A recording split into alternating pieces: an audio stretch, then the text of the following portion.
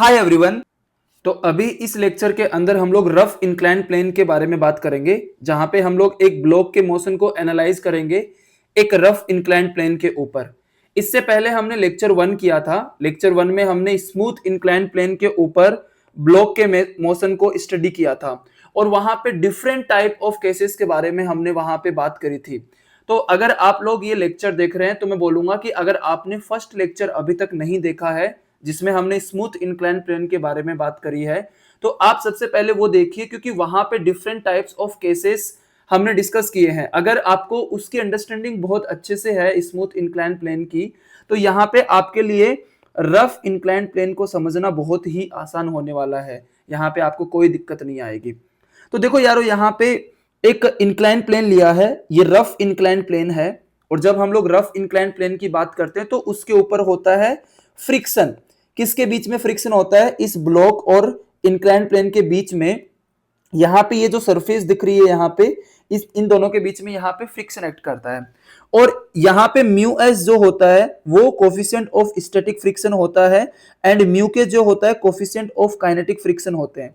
तो बेसिकली ये kinetic friction and static friction के कोफिशिएंट हैं जो आपने फ्रिक्शन चैप्टर में पढ़े होंगे। तो अब देखो, यहाँ पे ये जो ब्लॉक रखा हुआ है, तो ये ब्लॉक नीचे की तरफ ए एक्सेलरेशन से नीचे की तरफ चल रहा है।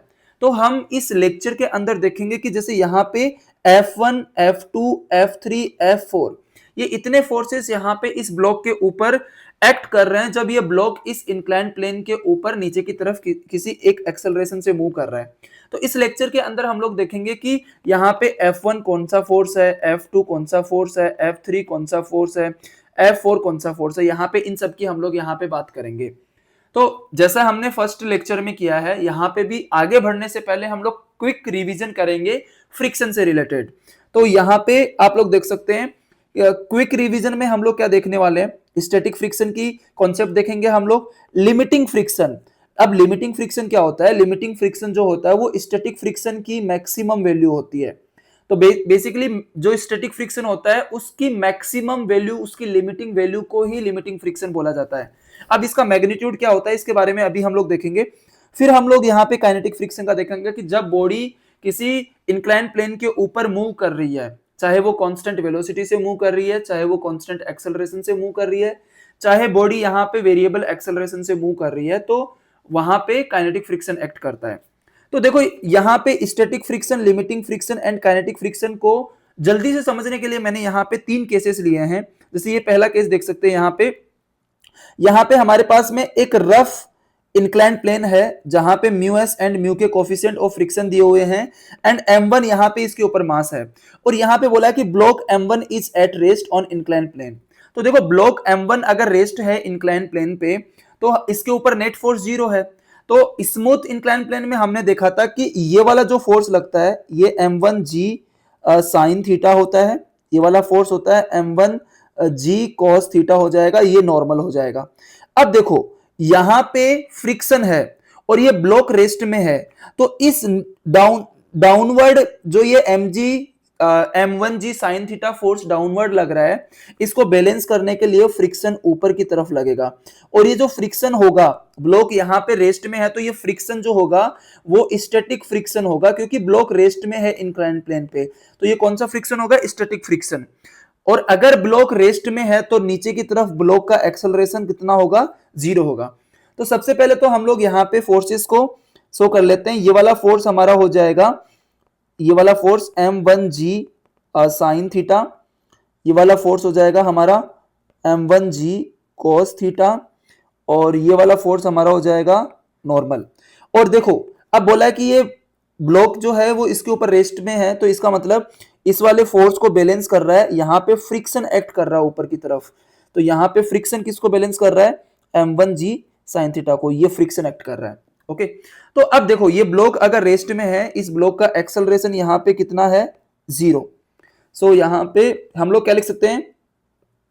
Block is at rest on inclined plane, inclined plane. So यहाँ पे जो n है वो किसको बैलेंस कर देगा? m1g cos थीटा को बैलेंस कर देगा। और हमारा जो फ्रिक्शन है यहाँ पे ये फ्रिक्शन बैलेंस कर देगा m1g साइन थीटा को। अब देखो यहाँ पे ब्लॉक चल नहीं रहा है, तो ये जो फ्रिक्शन एक्ट कर रहा है, ये फ्रिक्शन है यहाँ पे स्टैटिक फ्रिक्शन। ये फ्रिक्शन यहाँ पे क्या है? Static friction. तो ये स्टैटिक फ्रिक्शन के बारे में हो गया।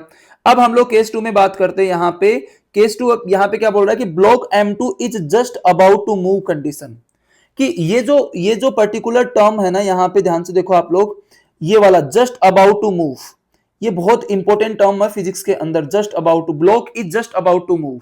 यहाँ पे जो ब्लॉक है बस जस्ट मूव करने वाला है, मूव नहीं कर रहा है, बस मूव करने वाला ही है। और जब इस कंडीशन में कोई ब्लॉक होता है कि जब ब्लॉक जस्ट मूव करने वाला हो, उस कंडीशन में जो फ्रिक्शन लगता है ना, वो लिमिटिंग फ्रिक्शन लगता है। ये बात बहुत इंपॉर्टेंट है। कौन सा फ्रिक्शन लगता है? लिमिटिंग। और लिमिटिंग फ्रिक्शन वो होता है, वो स्टैटिक की मैक्सिमम वैल्यू होती है, स्टैटिक फ्रिक्शन की मैक्सिमम वैल्यू होती है। तो आप पूरे फ्रिक्शन चैप्टर में ध्यान में रखो कि जब ब्लॉक जस्ट मूव करने वाली कंडीशन में हो, तब जो फ्रिक्शन एक्ट करता है वो लिमिटिंग फ्रिक्शन एक्ट करता है।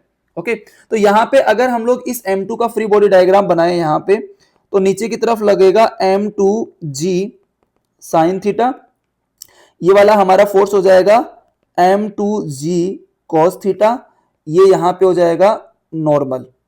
एंड पीछे की तरफ जो फ्रिक्शन लगेगा Fr, वो लगेगा F लिमिटिंग। वो क्या लगेगा? F limiting.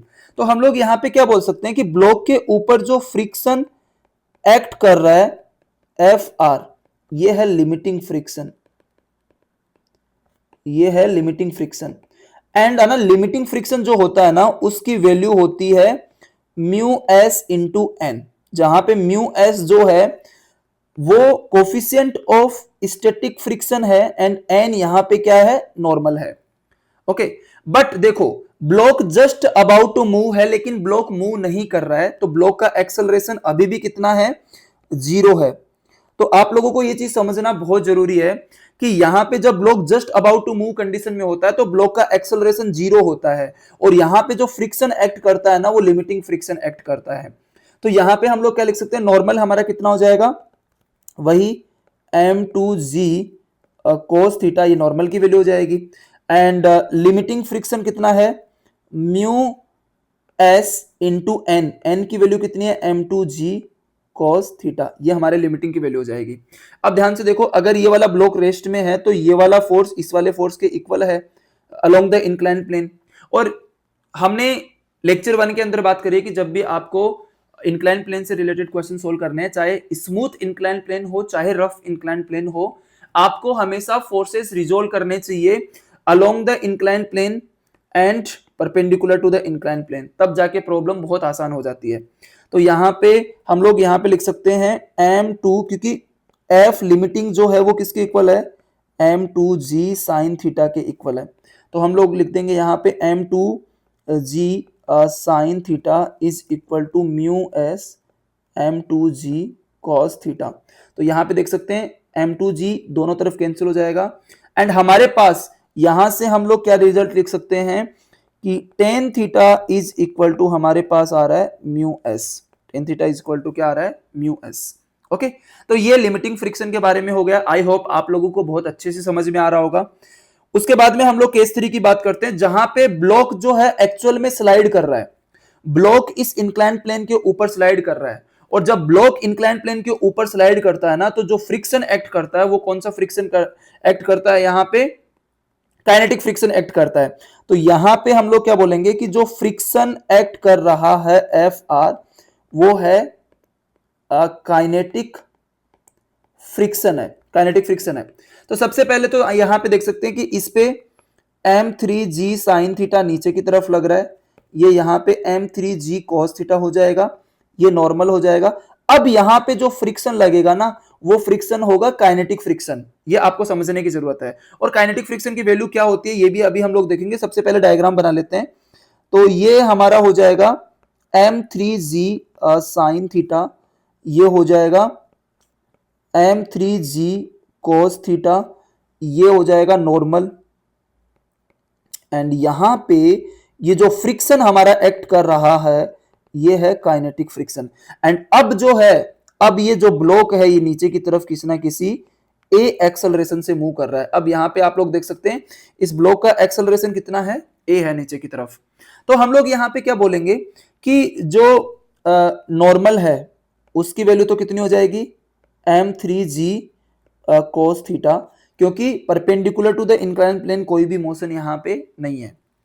उसके बाद में काइनेटिक फ्रिक्शन की जो वैल्यू होती है वो होती है mu k into N. Kinetic friction की वैल्यू होती है म्यू के इंटू एन, जहां पे म्यू के जो है कोफिशिएंट ऑफ काइनेटिक फ्रिक्शन है एंड एन यहाँ पे क्या है, नॉर्मल है। अब अगर मुझे इस बॉडी का फ्री बॉडी डायग्राम बनाना है तो ये फ्री बॉडी डायग्राम आप लोगों को यहाँ पे दिख रहा होगा, जहां पे हमने सारे फोर्सेस एक्ट कर रखे हैं। देखो m3g यहाँ पे नीचे की तरफ लगता है m3g, लेकिन हमने उसके कंपोनेंट ले लिए तो m3g अलग से दिखाने की जरूरत नहीं है। अब अलोंग द इंक्लाइंड प्लेन हम लोग एक्सेलरेशन की इक्वेशन लिख सकते हैं। आप लोग देख सकते हैं नीचे की तरफ m3g sin थीटा फोर्स लग रहा है, ऊपर की तरफ काइनेटिक फ्रिक्शन लग रहा है, और बॉडी का एक्सेलरेशन क्या है, a है।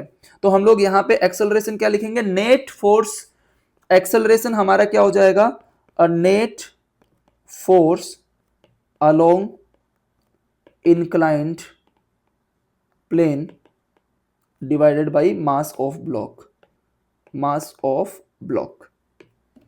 तो हम लोग यहां पे लिख देंगे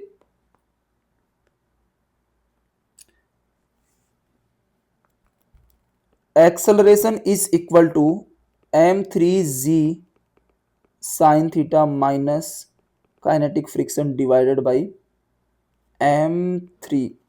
ओके, तो अब अगर हम लोग काइनेटिक फ्रिक्शन की वैल्यू यहां पे रखेंगे तो काइनेटिक फ्रिक्शन की वैल्यू कितनी आ जाएगी, m3g sine theta minus mu k into normal की वैल्यू कितनी है, m3g cos theta and divided by यहां पे कितना आ जाएगा, m3 डिवाइडेड बाई कितना आ जाएगा यहां पे, m3। अब यहां पे क्या होगा कि m3 से m3 यहां पे कैंसिल हो जाएगा, और उसके बाद में हमारे पास जो वैल्यू बचेगी एक्सेलरेशन की, so acceleration is equal to हमारे पास बचेगा यहाँ पे g sine theta minus mu k g cos theta. ये हमारी एक्सेलरेशन की वैल्यू आ जाएगी यहाँ पे ये। तो आई होप आप लोगों को यहां तक kinetic friction, static friction and limiting friction के बारे में नॉलेज हो गया होगा। तो अब देखो काइनेटिक फ्रिक्शन के बारे में थोड़ी सी बात और करते हैं। तो जो काइनेटिक फ्रिक्शन होता है ना, काइनेटिक फ्रिक्शन अगर बॉडी चल रही है तो काइनेटिक फ्रिक्शन की वैल्यू कांस्टेंट रहती है। ये इस बात पे डिपेंड नहीं करता है कि बॉडी जो है वो कांस्टेंट वेलोसिटी से चल रही है, कांस्टेंट एक्सेलरेशन से चल रही है या वेरिएबल एक्सेलरेशन के साथ चल रही है, इस बात पे डिपेंड ही नहीं करता।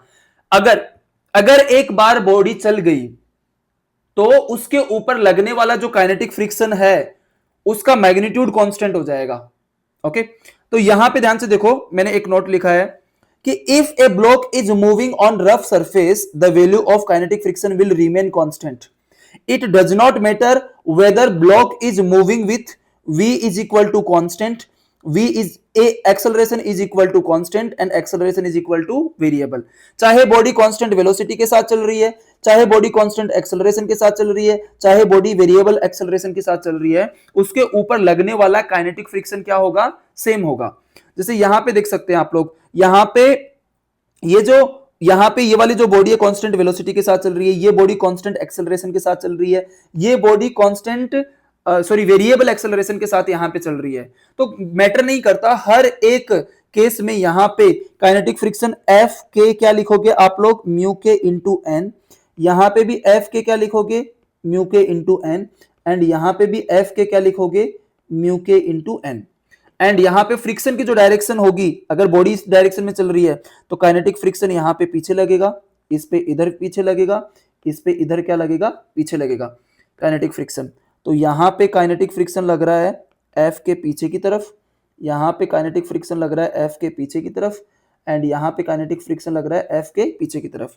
नॉर्मल की वैल्यू आप लोग निकाल सकते हो, यहां पे ऊपर की तरफ नॉर्मल लग रहा है, नॉर्मल लग रहा है, नीचे की तरफ क्या लग रहा है, mg। यहां पे ऊपर की तरफ नॉर्मल लग रहा है और नीचे की तरफ लग रहा है mg। सेम थर्ड डायग्राम के लिए, तो यहां पे आप लोगों को नॉर्मल की वैल्यू भी मिल जाएगी। ओके, इस तरीके से ये पॉइंट आप लोगों को ध्यान में रखना बहुत जरूरी है, बहुत इंपॉर्टेंट पॉइंट है, क्योंकि बच्चे इसमें बहुत ज्यादा कंफ्यूज होते हैं कि सर अगर कोई बॉडी कांस्टेंट वेलोसिटी से चल रही है और तो उसके ऊपर जो काइनेटिक फ्रिक्शन लग रहा है वो तो अलग होना चाहिए ना जब बॉडी एक्सेलरेशन से चले। नहीं, ऐसा नहीं है। अगर बॉडी कांस्टेंट वेलोसिटी से चल रही है या एक्सेलरेशन से चल रही है, चाहे वो एक्सेलरेशन वेरिएबल हो चाहे कांस्टेंट हो, काइनेटिक फ्रिक्शन की वैल्यू हमेशा तीनों केसेस में क्या रहेगी, सेम रहेगी। ये बहुत ही इंपॉर्टेंट पॉइंट है। उसके बाद में if nothing is mention about mu S mu के, अगर coefficient of static friction and coefficient end of kinetic friction के बारे में क्वेश्चन के अंदर कुछ भी मेंशन नहीं है, अलग अलग नहीं दिया उनको, केवल क्वेश्चन के अंदर म्यू मेंशन किया है, तो आप लोगों को म्यू एस भी इसी को मानना है, म्यू के भी इसी को मानना है जरूरत पड़ने पे। ओके, तो दोनों को क्या मानना है, सेम मानना है। ये न्यूमेरिकल में बहुत हेल्प करता है। अभी हम लोग यहाँ पे नेक्स्ट रिवीजन की बात करते हैं, यहाँ पे एंगल ऑफ रिपोज। तो एंगल ऑफ रिपोज क्या होता है कि आप लोग यहाँ पे देख सकते हो कि हमारे पास में एक रफ इंक्लाइंड प्लेन है। देखो अगर म्यू एस एंड म्यू के लिखा हुआ है तो रफ लिखने की जरूरत नहीं पड़ती, आप लोगों को समझना होता है। तो यहाँ पे एक रफ इंक्लाइंड प्लेन पे एक ब्लॉक रखा हुआ है। तो एंगल ऑफ रिपोज का मतलब होता है कि जैसे मान लो ये इंक्लाइंड प्लेन का यहाँ पे एंगल थीटा है, यहाँ पे ये वाला एंगल कम एंगल है थोड़ा, और ये वाला एंगल कम एंगल है। तो क्या होता है कि अगर हम लोग किसी इंक्लाइन प्लेन पे ब्लॉक रखते हैं और उस इंक्लाइन प्लेन का एंगल ग्राउंड से थोड़ा थोड़ा बढ़ाते जाते हैं, जैसे मान लो इनिशियली ये इंक्लाइन प्लेन है, फिर हमने थोड़ा एंगल और बढ़ाया, फिर थोड़ा एंगल और बढ़ाया, तो हम लोग यहाँ पे धीरे धीरे एंगल को बढ़ा रहे हैं। तो एक एंगल की वैल्यू ऐसी आएगी जहां पे जो ब्लॉक है जस्ट अबाउट टू मूव वाली कंडीशन में आएगा, मूव नहीं करेगा, जस्ट अबाउट टू मूव वाली कंडीशन में आएगा। और जब block just about to move वाली कंडीशन में होता है तो उस टाइम पे ब्लॉक के ऊपर जो ऊपर की तरफ लगता है वो लिमिटिंग फ्रिक्शन लगता है। ये मैंने आप लोगों को बताया है। तो the angle of repose is defined as the angle of inclination of a plane with respect to the horizontal for which the body will be in just about to move condition. See this, just about to move condition.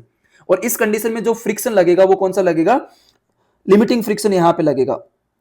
तो ये हो जाएगा m g sine theta, ये हमारा हो जाएगा यहां पे एम जी कोस थीटा, ये लिमिटिंग फ्रिक्शन पीछे की तरफ फ्रिक्शन हो जाएगा f r is equal to f limiting, और ये हो जाएगा नॉर्मल।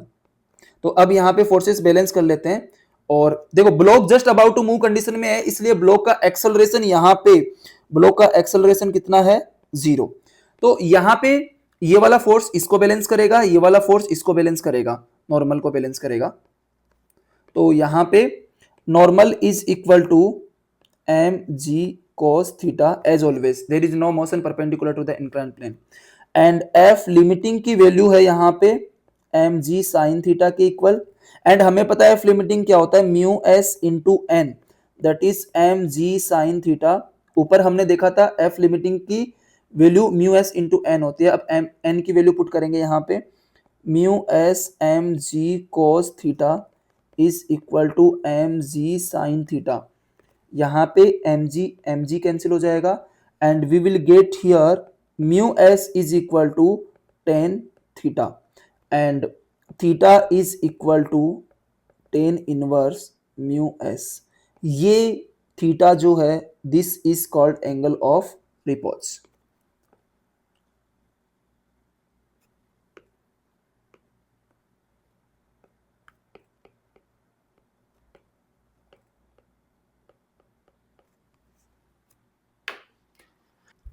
तो अभी हम लोग आना रफ इंक्लाइन प्लेन से रिलेटेड बहुत सारे केसेस डिस्कस करेंगे, और यहाँ पे आप लोगों को समझने की जरूरत है कि हमने जो पहले कॉन्सेप्ट पढ़ी है वही सारी कॉन्सेप्ट हम लोग यहाँ पे यूज करने वाले हैं।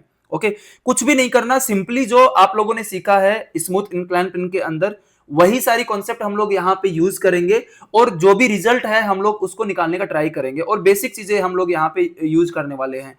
बिल्कुल भी टफ नहीं है, आप लोग बस बैठ के आराम से देखो और साथ के साथ में नोट्स बनाते चलो, जिससे आपको क्या होगा कि रिवीजन करने में बहुत आसानी होगी। तो यहां पे देखो हमारे पास में क्या दिया हुआ है, पहला केस है downward sliding with constant velocity. तो ये ब्लॉक नीचे की तरफ डाउनवर्ड स्लाइड कर रहा है और उसका वेलोसिटी क्या है, कांस्टेंट। तो देखो सबसे पहला सवाल तो ये आना चाहिए, अगर वेलोसिटी ब्लॉक का कांस्टेंट है तो इसका मतलब ब्लॉक का एक्सेलरेशन कितना है, 0।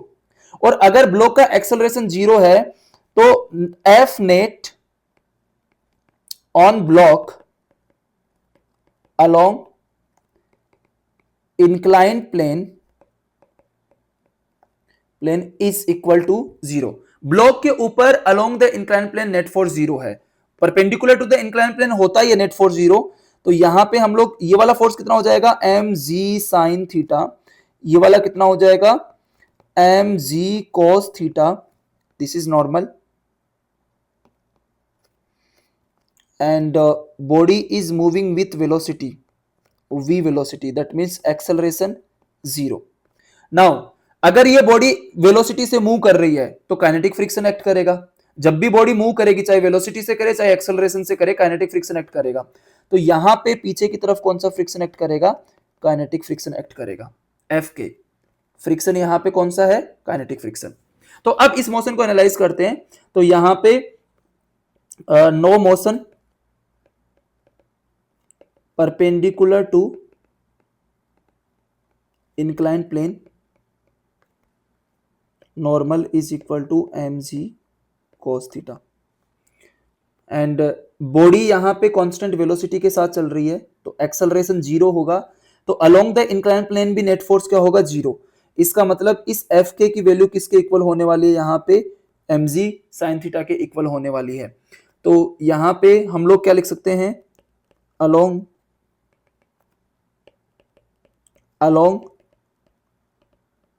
इंक्लाइंड प्लेन हम लोग लिखेंगे यहां पे m g sine theta is equal to f k, that is mu k into N. So m g sine theta is equal to mu k into N की value है m g cos theta. तो यहाँ के m जी से M g cancel हो जाएगा and हमारे पास क्या निकल के आएगा, tan theta is equal to mu k. Okay, ये एक छोटा सा रिलेशन निकल के आएगा, टेन थीटा म्यू के की वैल्यू इस कंडीशन में टेन थीटा के इक्वल होगी। बस इतना सा एनालाइज करना है, इसमें कुछ है ही नहीं। फिर सेकंड केस के अंदर आ जाते हैं हम लोग। केस 2 के अंदर क्या है, यहाँ पे ब्लॉक नीचे की तरफ डाउनवर्ड स्लाइड कर रहा है। अब यहाँ पे ब्लॉक के पास कुछ एक्सेलरेशन है। अब ब्लॉक के पास नीचे की तरफ एक्सेलरेशन है, इसका मतलब इस ब्लॉक के ऊपर जो नेट फोर्स लग रहा है वो नीचे की तरफ लग रहा है, जिसकी वजह से ब्लॉक के पास एक एक्सेलरेशन आ रहा है। तो यहां पे नीचे की तरफ लग जाएगा mg sin थीटा। हम फ्री बॉडी डायग्राम, देखो आप फिजिक्स में कोई भी प्रॉब्लम सोल्व करते हो ना, तो फ्री बॉडी डायग्राम बनाना बहुत इंपॉर्टेंट होता है। अगर आपने फ्री बॉडी डायग्राम अगर अच्छे से बना लिया तो उसके बाद में प्रॉब्लम में कुछ बचता ही नहीं है, उसके बाद में 50% प्रॉब्लम आपने सोल्व कर ली। अब देखो ये वाला जो ब्लॉक है नीचे की तरफ एक्सेलरेशन से मूव कर रहा है, लेकिन मूव तो कर रहा है ना। अगर ब्लॉक मूव कर रहा है इसका मतलब ये जो फ्रिक्शन यहां पे लगेगा, ये कौन सा फ्रिक्शन लगेगा, हमारा एफ के काइनेटिक फ्रिक्शन लगेगा। सिंपल। अब हम लोग क्या लिख देंगे, यहां पे कोई भी मोशन नहीं है तो सिंपली हम लोग लिखेंगे normal is equal to m g cos theta. उसके बाद में एक्सेलरेशन की इक्वेशन यहां पे आ जाएगी net force along the inclined plane, a net force along inclined plane divided by mass. तो net force along the inclined plane यहां पे क्या हो जाएगा, a is equal to m g sine theta minus f kinetic divided by यहां पे हो जाएगा m. So acceleration is equal to m g sine theta minus mu k m g cos theta divided by यहां पे क्या हो जाएगा M. अब ये वैल्यू कैसे आई, क्योंकि एफ के जो होता है वो म्यू के इंटू एन होता है और एन की वैल्यू यहां पे हमारी कितनी है, एम जी कॉस थीटा। तो एम से एम कैंसिल हो जाएगा यहां पे और ब्लॉक का एक्सेलरेशन आ जाएगा, वो आ जाएगा g sine theta minus mu k g cos theta, mu k g cos theta. And if mu S is equal to mu k is equal to mu, अगर क्वेश्चन के अंदर केवल म्यू दिया हुआ है तो हम लोग यहाँ पे म्यू पुट कर देंगे, तो हमारा आंसर आ जाएगा a is equal to g sine theta minus mu g cos theta. Simply बस सिंपल एनालिसिस करना है, कुछ भी नहीं है, सिंपल एनालिसिस किया हमने। यहाँ पे फोर्सेस को देखा है, that's it. Along the inclined plane forces देखना है and perpendicular to the inclined plane force देखना है, बस इतना करना है। अब इसके बाद में केस 3 देखते हैं। When a body is projected on rough inclined plane with some initial velocity at bottom. तो यहां पे हम बॉटम पे इस ब्लॉक को एक इनिशियल वेलोसिटी दे रहे हैं ऊपर की तरफ। अब इस मोशन को एनालाइज करते हैं। तो देखो यारो, यहां पे ध्यान से देखो, अगर हम लोग यहां पे मोशन इस ब्लॉक को initial velocity v not they रहे हैं, तो ये ब्लॉक चलेगा ना इस इंक्लाइन प्लेन पे। अगर चलेगा तो पीछे की तरफ काइनेटिक फ्रिक्शन लगेगा, क्योंकि ब्लॉक मूव कर रहा है, स्लाइड कर रहा है, तो काइनेटिक फ्रिक्शन लगेगा। एक पीछे की तरफ क्या लगेगा, mg sin थीटा। यहां पे कौन सा फोर्स लग जाएगा, mg cos थीटा लग जाएगा। और ये कौन सा फोर्स लग जाएगा, नॉर्मल। फिर उसके बाद में मोशन को एनालाइज करते हैं। अब यहां पे कोई फोर्स नहीं लगा रहे, इनिशियली बस v नॉट वेलोसिटी देके ब्लॉक को छोड़ रहे हैं। तो यहां पे सबसे पहले तो mg sin थीटा, और ये हमारा हो जाएगा काइनेटिक फ्रिक्शन F के, ये हो जाएगा mg cos theta. This is normal. Okay, अब मान लेते हैं कि कुछ टाइम बाद में ये जो ब्लॉक है, कुछ टाइम बाद में यहां पे, अब मान लो ये वाला ब्लॉक जो है वो यहां से चलना स्टार्ट करता है v नॉट वेलोसिटी के साथ, एंड फाइनली यहां पे किस में आ जाता है, ब्लॉक रेस्ट में आ जाता है। तो ब्लॉक यहां पे फाइनली रेस्ट में आ गया, तो इसकी वेलोसिटी v फाइनल 0 हो जाएगी। v इनिशियल जो है वो ब्लॉक के पास v नॉट है, तो ये वाला पॉइंट मैं a मान लेता हूं, और ये वाला पॉइंट क्या मान लेता हूं, a एंड b पॉइंट मान लेता हूं। और यहां से यहां तक मान लो ये वाली जो डिस्टेंस है, ये वाली डिस्टेंस हम लोग मान लेते हैं, ये वाली डिस्टेंस कितनी है, d डिस्टेंस है। a और b के बीच में d डिस्टेंस है। इसका मतलब ये जो ब्लॉक है ये रुकने से पहले कितना चला, d चला। अब आपका नेक्स्ट सवाल ये होना चाहिए कि सर ब्लॉक रुक क्यों रहा है। देखो, अलोंग द इंक्लाइन प्लेन ध्यान दो, ऊपर की तरफ इनिशियल वेलोसिटी v नॉट है, लेकिन ऊपर की तरफ कोई फोर्स नहीं है। इस ब्लॉक के ऊपर जितने भी along the incline plane force लग रहे हैं, वो डाउन द इंक्लाइन प्लेन यहां पे फोर्स लग रहे हैं, mg sin theta and f के। और ये दोनों मिलके उस ब्लॉक के अंदर क्या प्रोड्यूस करेंगे, इस ब्लॉक के अंदर रिटार्डेशन प्रोड्यूस करेंगे। और वो रिटार्डेशन क्या करेगा, इस स्पीड है ना, इस स्पीड को क्या करेगा, यहां पे रिटार्डेशन डिक्रीज करेगा। और स्पीड डिक्रीज होगी तो एक टाइम आएगा जब बी पॉइंट पे ये ब्लॉक किस में आ जाएगा, रेस्ट में आ जाएगा। बस ये सिंपल सी कहानी है, ये काइनेमेटिक्स है बेसिकली। तो हम लोग यहां पे क्या करेंगे, इस ब्लॉक के ऊपर लगने वाला रिटार्डेशन यहां पे कैलकुलेट करेंगे। और रिटार्डेशन के लिए रिस्पॉन्सिबल कौन है, ये दो फोर्स रिस्पॉन्सिबल है, क्योंकि दोनों सेम डायरेक्शन में लग रहे हैं। यहां पे परपेंडिकुलर कोई भी मोशन नहीं होगा, तो नॉर्मल की वैल्यू किसके इक्वल हो जाएगी, mg sin थीटा के इक्वल हो जाएगी। सो यहां पे normal is equal to mg, sorry, normal की वैल्यू mg cos थीटा की इक्वल होगी, mg sin थीटा की इक्वल नहीं। तो यहां पे नॉर्मल mg कितना हो जाएगा, cos theta, mg cos theta. अब हम लोग retardation of block along inclined plane. देखो, मैं यहां पे मान के चल रहा हूं कि आपको रिटार्डेशन का मतलब पता है। रिटार्डेशन बेसिकली क्या करता है, किसी भी बॉडी के मोशन को स्लो कर देता है, उसकी स्पीड को कम करता है। रिटार्डेशन, एक्सेलरेशन स्पीड को बढ़ाता है। तो यहां पे रिटार्डेशन इन दोनों की वजह से आएगा। तो हम लोग यहां पे क्या लिखेंगे, a is equal to mg sin theta plus F k divided by m, ये रिटार्डेशन है। So a is equal to mg sin theta. Again हम लोग काइनेटिक फ्रिक्शन की वैल्यू कितनी हो जाएगी, यहां पे kinetic friction is equal to mu k into N, that is mu k mg cos theta. ये यहां पे किसकी वैल्यू हो जाएगी, काइनेटिक फ्रिक्शन की वैल्यू हो जाएगी। तो mg sin theta plus mu k mg cos theta divided by क्या आ जाएगा यहां पे, m। तो यहां पे m से तो m हो जाएगा कैंसिल, तो रिटार्डेशन यहां पे कितना आ जाएगा, g sin theta plus mu के g cos थीटा। ये हमारा हो जाएगा बॉडी का retardation.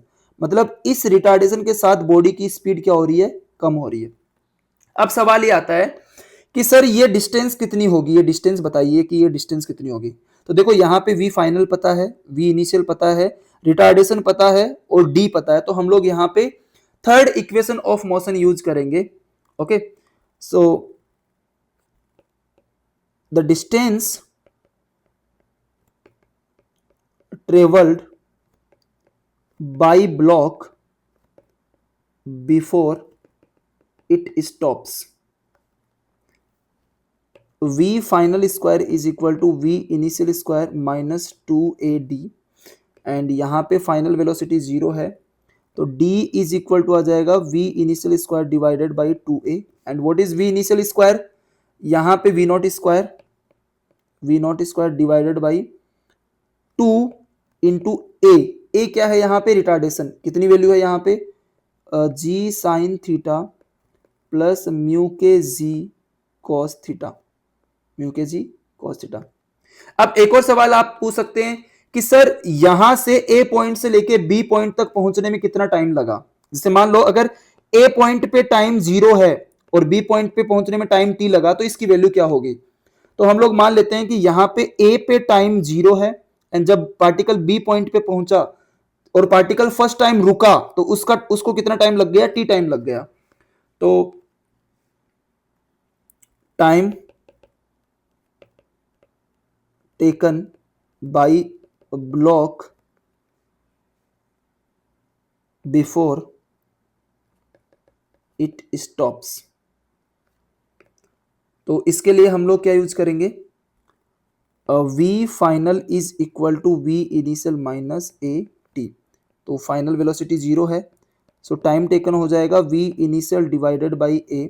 So time taken is equal to v naught divided by a, हमारा यहाँ पे रिटार्डेशन है जिसकी value g sine theta plus mu k g cos theta, यहाँ पे ये a की वैल्यू है।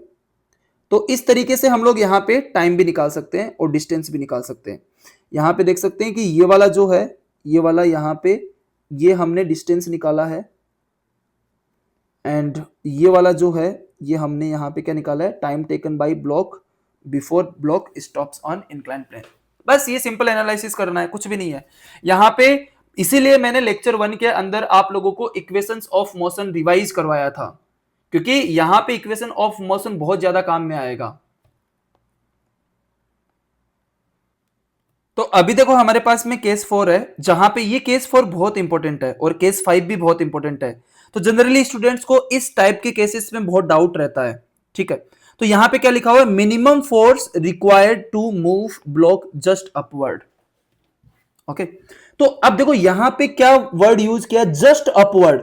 जब भी ये इस टाइप का वर्ड यूज किया जाता है ना, just move the block, just upward, just downward, तो इस टाइप में इस टाइप के क्वेश्चंस के अंदर, इस टाइप के केसेस के अंदर जो फ्रिक्शन एक्ट करता है ना, वो हमेशा लिमिटिंग फ्रिक्शन एक्ट करता है। कौन सा फ्रिक्शन एक्ट करता है? लिमिटिंग फ्रिक्शन एक्ट करता है, that is maximum value of static friction. ये आप लोगों को ध्यान में रखना है। ओके, तो यहां पे अगर हम लोग देखें तो इधर लग रहा है एम जी कॉस थीटा, इधर लग रहा है एम जी साइन थीटा, ऊपर नॉर्मल लग रहा है। अब यहां पे हम लोग इस ब्लॉक के ऊपर मिनिमम फोर्स लगा रहे हैं, एफ मिनिमम, ताकि ये ब्लॉक जस्ट अपवर्ड मूव करे। अब देखो इस ब्लॉक की मूव करने की टेंडेंसी किधर है? इस ब्लॉक के मूव करने की टेंडेंसी ऊपर की तरफ है, तो ऑब्वियसली इस ब्लॉक के ऊपर जो लिमिटिंग फ्रिक्शन लगेगा वो किधर लगेगा? नीचे की तरफ। ये आपको समझने की जरूरत है कि ये वो मिनिमम फोर्स है जो इस ब्लॉक को जस्ट ऊपर की तरफ मूव करवाना चाह रहा है, और ब्लॉक जस्ट ऊपर की तरफ अगर मूव करना चाह रहा है तो यहां पे जो फ्रिक्शन लगेगा वो नीचे की तरफ यहां पे एक्ट करेगा। बस ये चीज आपको यहां पे समझने की जरूरत है। तो हम लोग यहां पे एक सिंपल सी बात लिख लेंगे, छोटा सा note. Block is just about to move in upward direction along inclined plane, so limiting friction will act downward along the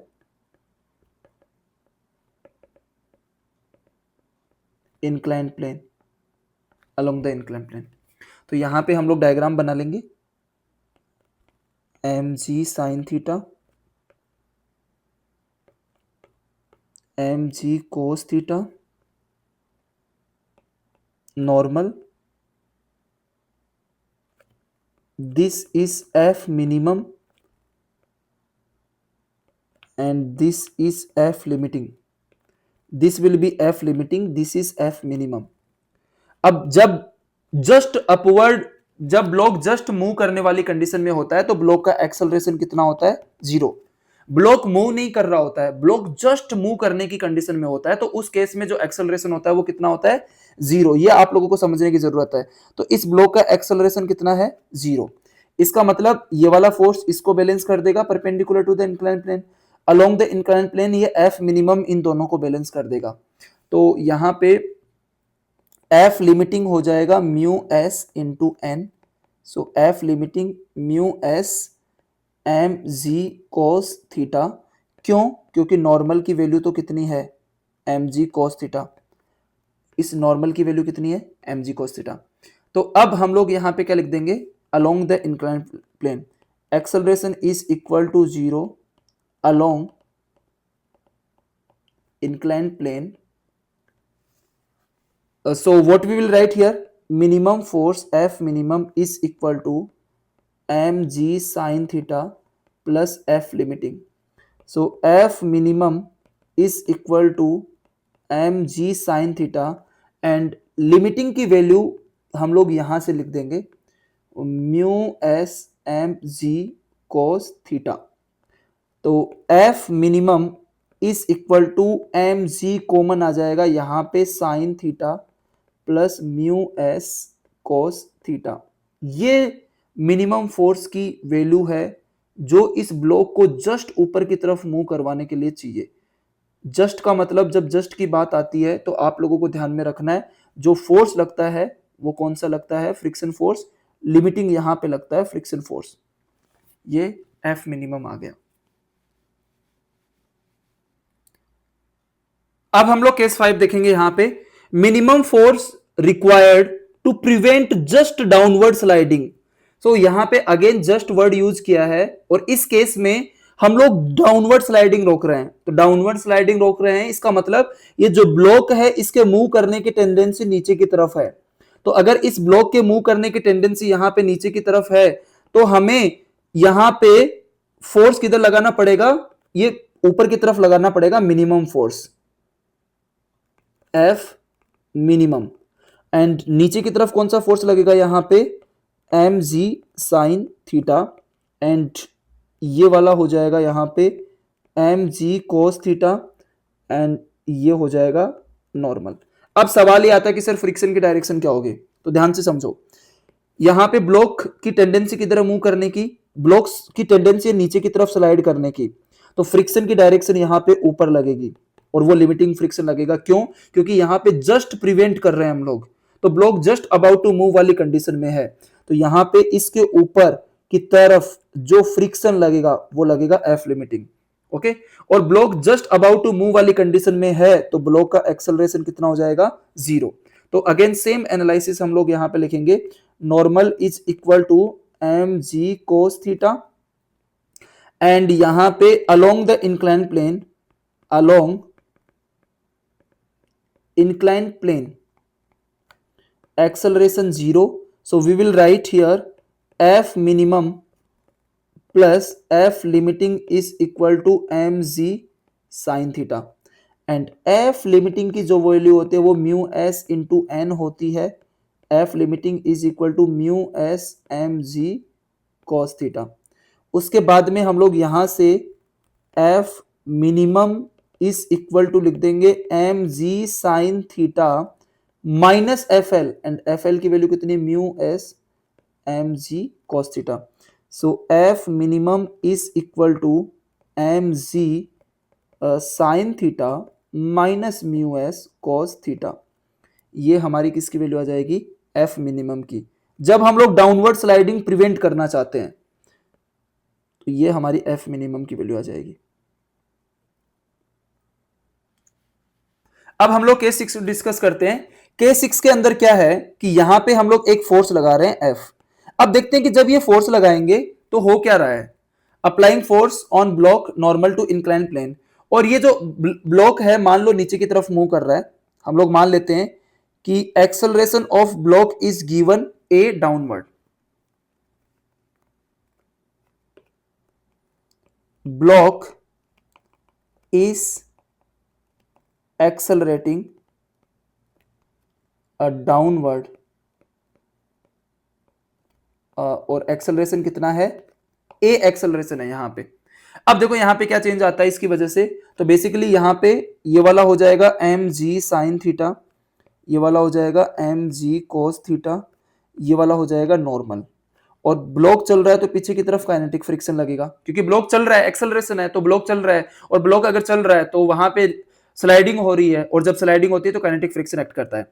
अब देखो ये वाला फोर्स क्या चेंज लेके आएगा, ये वाला फोर्स नॉर्मल की वैल्यू को बढ़ा देगा। ओके, क्योंकि हमें पता है कि perpendicular to the incline plane कोई भी मोशन नहीं होता, तो इस perpendicular to the incline plane ऊपर लगने वाले फोर्स नीचे की तरफ लगने वाले फोर्स के इक्वल होने चाहिए यहां पे। उस केस में हमारी नॉर्मल की वैल्यू बढ़ जाएगी, कैसे, यहां पे देखो m g sine theta, m g cos theta normal, and ये वैल्यू हो जाएगी काइनेटिक फ्रिक्शन। तो यहां पे देखो perpendicular to the incline plane कोई भी मोशन नहीं होता है, तो नॉर्मल की वैल्यू इस एफ और इस एम जी कोस थीटा के इक्वल होगी। क्यों, क्योंकि एफ की डायरेक्शन ये है and m g cos theta की डायरेक्शन भी ये है, तो ये दोनों फोर्स सेम डायरेक्शन में लग रहे हैं, एंड ये अपोजिट डायरेक्शन में लग रहा है। तो यहां पे हम लोग वही बात लिखेंगे, no motion perpendicular to inclined plane, so normal is equal to f plus mg cos theta। ये अभी देखो हमने यहां पे नॉर्मल की वैल्यू लिख ली f plus m g cos theta. Okay, normal ऊपर की तरफ है, ये दोनों फोर्स नीचे की तरफ लग रहे हैं। अब यहां पे हम लोगों को चाहिए काइनेटिक फ्रिक्शन की वैल्यू, सो काइनेटिक फ्रिक्शन का वैल्यू हो जाएगा mu k into normal, so F k is equal to mu k, normal की value F plus m g cos theta, यहां पे नॉर्मल हो जाएगा। तो ये हमारा यहां पे ये किसकी वैल्यू आ जाएगी, काइनेटिक फ्रिक्शन की वैल्यू आ जाएगी। अब अगर हम लोग अलोंग द इंक्लाइन प्लेन यहां पे देखें, तो इस बॉडी के पास में नीचे की तरफ एक्सेलरेशन ए है, ये नीचे की तरफ एक्सेलरेशन क्यों है, क्योंकि बॉडी का ऊपर नेट फोर्स जो है वो नीचे की तरफ है, और नेट फोर्स यहां पे m g sine theta and F k का रिजल्टेंट है। तो हम लोग यहां पे क्या लिखेंगे, net force acting on block along the inclined plane, तो F net is equal to ma is equal to mg sin theta minus f k लिखेंगे यहां पे, सो a इज इक्वल टू आ जाएगा mg sin theta minus f k की value कितनी है, mu k f plus m g cos theta divided by m. तो ये हमारा आ जाएगा a is equal to g sine theta minus mu k f by m minus mu k g cos theta. So acceleration is equal to g sine theta minus mu k g cos theta and minus mu k f by m. ये हमारा हो जाएगा acceleration of the block when you are applying a perpendicular force to the incline plane on the block. ये हमारा acceleration आ जाएगा यहां पे। अब हम लोग यहां पे लास्ट केस डिस्कस करेंगे, इसके बाद में हम लोग रफ इंक्लाइन प्लेन के न्यूमेरिकल्स करेंगे कुछ। ओके, एंड नेक्स्ट लेक्चर में जो कि लेक्चर 3 होगा, उसके अंदर हम लोग है ना पी वाई क्यूज करेंगे, पी वाई क्यूज। अब block pulley system on rough incline plane, यहां पे हमारे पास M1 ब्लॉक है, M2 ब्लॉक है, और ये इंक्लाइन प्लेन यहां पे रफ इंक्लाइन प्लेन है। अब यहां पे इसके अंदर बोला है कि M1 जो है वो ऊपर की तरफ मूव कर रहा है, ये क्वेश्चन के अंदर, ये इस केस के अंदर दिया है कि ये जो M1 ब्लॉक है ना, ये ऊपर की तरफ यहाँ पे मूव कर रहा है कुछ इस तरीके से, तो M2 नीचे की तरफ जाएगा a एक्सेलरेशन से। अगर M1 ऊपर की तरफ a एक्सेलरेशन से जा रहा है तो M2 नीचे की तरफ a एक्सेलरेशन से जाएगा। ये किस प्रॉपर्टी के थ्रू होता है? स्ट्रिंग के इनएक्सटेंसिबल प्रॉपर्टी के थ्रू होता है। और इनएक्सटेंसिबल प्रॉपर्टी क्या बोलती है? कि ये स्ट्रिंग की लेंथ चेंज नहीं हो सकती। इसका मतलब ये है कि जितना M2 नीचे चलेगा x, उतना ही M1 को ऊपर की तरफ x चलना पड़ेगा। ओके, तो हम लोग यहां पे पहले इस ब्लॉक के ऊपर जो फोर्स एक्ट कर रहे हैं ना, उनको शो करेंगे। तो यहां पे ध्यान से देखो, नीचे की तरफ कौन सा फोर्स एक्ट कर रहा है? ये कर रहा है M1g साइन थीटा, ये कर रहा है यहां पे M1g कोस थीटा। यहां पे टेंशन लग रहा है, इस पुली पे टेंशन इधर की तरफ लगेगा, एंड इस पे पुली पे टेंशन ऊपर की तरफ लगेगा, एंड यहां पे टेंशन किधर लगेगा?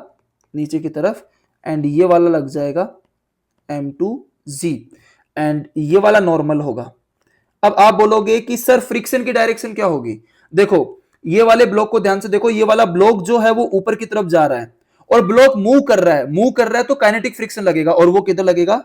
पीछे की तरफ। तो यहां पे काइनेटिक फ्रिक्शन जो एक्ट करेगा वो किधर करेगा? पीछे की तरफ एक्ट करेगा। तो ये आप लोग देख सकते हो कि हमने यहां पे फ्री बॉडी डायग्राम यहां पे बना लिया है। इसके बाद में हम लोग क्या करेंगे? ये नॉर्मल की वैल्यू तो किसके इक्वल हो जाएगी? M1g cos थीटा के इक्वल हो जाएगी। फिर along the string net force देखेंगे हम लोग। क्या देखेंगे? Along the string net force. तो अगर हम लोग अलोंग द स्ट्रिंग देखें, ध्यान से देखना, ये वाला t इसको कैंसिल कर देगा, ये वाला t इसको कैंसिल कर देगा, तो यहाँ पे तो टेंशन का तो सवाल ही खत्म हो गया। अब उसके बाद में आता है कि ये वाला फोर्स बच गया और ये दोनों फोर्स बच गए। अब यहाँ पे इसके अंदर, इस केस के अंदर ये दिया है कि ये सिस्टम इधर से नीचे जा रहा है, इधर से ऊपर जा रहा है। इसका मतलब ऑब्वियसली ये वाला फोर्स इन दोनों से बड़ा है यहाँ पे। ओके, तो सबसे पहले हम लोग लिख देंगे नॉर्मल की वैल्यू M1g cos थीटा के इक्वल हो जाएगी, एंड सिस्टम इज मूविंग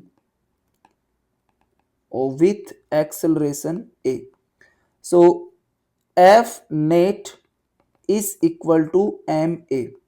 तो हम लोग यहां पे लिखेंगे ma is equal to along the string net force कितना है? स्ट्रिंग के along, तो ये टेंशन तो आपस में कैंसिल कर देंगे। along the string ये वाला M2g है वो इस सिस्टम को नीचे लेके जाना चाह रहा है, एंड ये दोनों फोर्स हैं वो अपोज कर रहे हैं, तो ये नेगेटिव हो जाएंगे M2g से। तो नेट फोर्स हम लोग क्या लिखेंगे? M2g। एक गलती यहां पे कर दी, क्या? कि यहां पे F net is equal to ma लिखना है ना, तो ये m जो है यहां पे टोटल मास है। तो अगर ये m टोटल मास है तो इसको हम लोग m1 प्लस m2 लिखेंगे यहां पे। ओके, तो ये जो m है यहां पे ये है total mass, and total mass कितना है? m1 plus m2 into a। इस तरीके से लिख सकते हैं।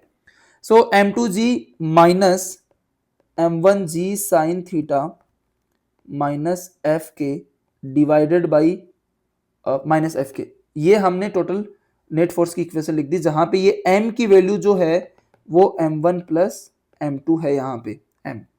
तो अभी हम लोग यहाँ पे क्या लिख देंगे कि acceleration is equal to M2g minus M1g sine theta minus f k divided by M1 plus M2।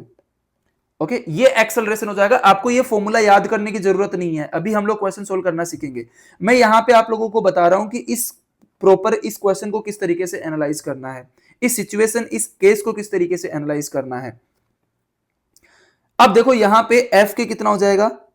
F के हो जाएगा mu k into N. So F k is equal to mu के, एन की वैल्यू है यहां पे M1g cos theta, M1g cos theta. बस इस तरीके से हम लोग यहाँ पे एनालाइज कर सकते हैं। अब कुछ एग्जांपल लेंगे जहां पे हम लोग न्यूमेरिकल वैल्यूज भी लेंगे, जिससे हमारा आंसर एक्यूरेट आएगा। अब यहाँ पे इन सब फॉर्मूलाज को आप लोगों को याद करने की जरूरत नहीं है, ये सब फॉर्मूले आप लोगों को याद करने की बिल्कुल भी जरूरत नहीं है। अभी कुछ न्यूमेरिकल सोल्व करेंगे ना, वहां पे बहुत ही बेसिक कॉन्सेप्ट हम लोग क्या करेंगे? यूज करेंगे। तो अभी हमने इंक्लाइन प्लेन से रिलेटेड बहुत सारे केसेस डिस्कस किए हैं। अब हम लोग यहाँ पे कुछ क्वेश्चन सोल्व करते हैं रफ इंक्लाइन प्लेन से रिलेटेड। ओके, तो यहाँ पे हम लोगों को फ्रिक्शन को इंक्लूड करना है। तो जैसे यहाँ पे आपको एक क्वेश्चन दिख रहा है सामने कि a block of mass 4 kg is placed on a given incline plane, और इस इंक्लाइन प्लेन का जो म्यू है ना वो 0.8 यहाँ पे दिया हुआ है। Then find out friction and acceleration of the block.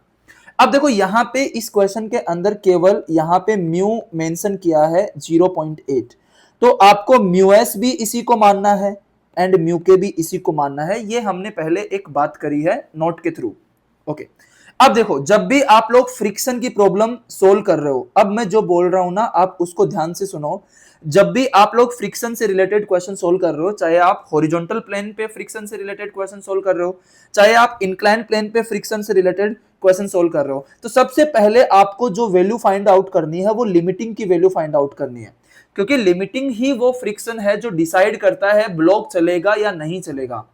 अगर ब्लॉक के ऊपर लगने वाला फोर्स जो है या ब्लॉक को खींचने वाला फोर्स अगर लिमिटिंग फ्रिक्शन को एक्सीड करता है तब ब्लॉक मूव करता है, अदरवाइज ब्लॉक मूव नहीं करता, अदरवाइज ब्लॉक रेस्ट में रहता है।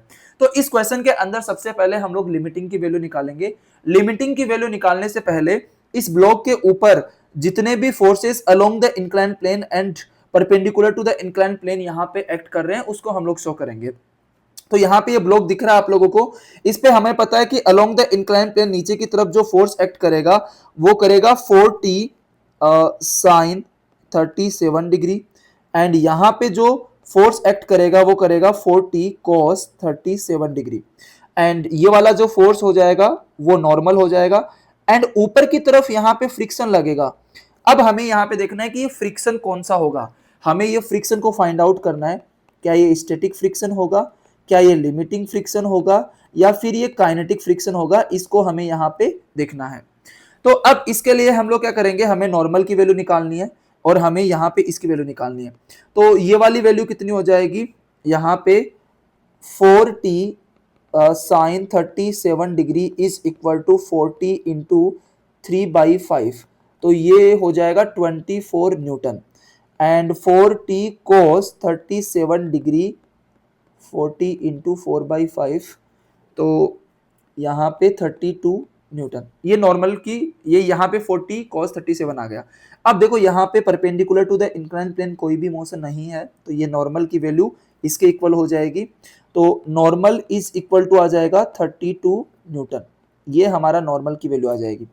अब हम लोग लिमिटिंग निकालेंगे। F limiting is equal to mu s into N होता है। एफ लिमिटिंग का formula mu s into N होता है, लेकिन यहाँ पे म्यू एस कितना दे रखा है 0.8, हम इसी को म्यू एस मानेंगे। So f limiting is equal to 0.8 into normal हो जाएगा 32। तो 0.8 इंटू 32 इसको मल्टीप्लाई करेंगे हम लोग, तो यहाँ पे हमारे पास में जो वैल्यू निकल के आएगी ये 25.6 न्यूटन आ गई। तो हमारा लिमिटिंग फोर्स कितना आ गया यहाँ पे 25.6, ये तो होगी नॉर्मल की वैल्यू, ये लिमिटिंग की वैल्यू 25.6।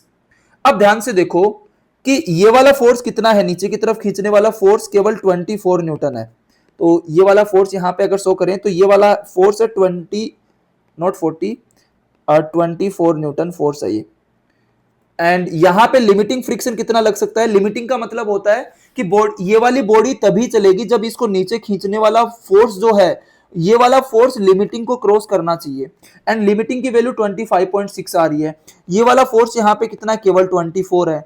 तो इसका मतलब यहाँ पे 24 की जो वैल्यू है वो एफ लिमिटिंग से कम है, तो ब्लॉक यहाँ पे डज नॉट मूव, ब्लॉक यहाँ पे मूव नहीं करेगा। क्योंकि इस चीज को समझो कि इस ब्लॉक को खींच कौन फोर्स रहा है, 24 न्यूटन फोर्स यहाँ पे खींच रहा है, लेकिन ये ब्लॉक केवल तब चलेगा जब ये खींचने वाला फोर्स यहाँ पे लिमिटिंग को एक्सीड करे, लेकिन लिमिटिंग की वैल्यू 25.6 है यहाँ पे। तो हम लोग यहाँ पे सिंपली क्या लिख देंगे, 24 Newton less than F limiting, so block does not move and acceleration of block is equal to 0। तो ब्लॉक का एक्सेलरेशन यहां पे कितना हो जाएगा 0। तो अगर ब्लॉक का एक्सेलरेशन 0 है तो इस ब्लॉक पे नीचे की तरफ कौन सा फोर्स लग रहा है 24 न्यूटन, ऊपर की तरफ क्या लग रहा है, फ्रिक्शन। और अगर इस ब्लॉक का एक्सेलरेशन 0 है तो इस ब्लॉक के ऊपर along the inclined plane net force 0 होगा। इसका मतलब इस फ्रिक्शन की वैल्यू 24 न्यूटन के इक्वल होगी। और यहां पे जो फ्रिक्शन एक्ट करेगा वो फ्रिक्शन स्टैटिक फ्रिक्शन एक्ट करेगा। यहां पे जो फ्रिक्शन एक्ट कर रहा है वो है static friction.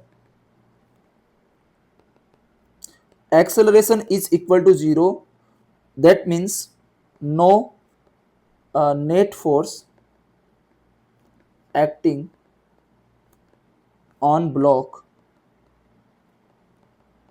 along inclined plane। तो इस केस में हम लोग F friction is equal to हो जाएगा 24 न्यूटन। ये हमारी उस ब्लॉक के ऊपर लगने वाली फ्रिक्शन की वैल्यू है 24 न्यूटन।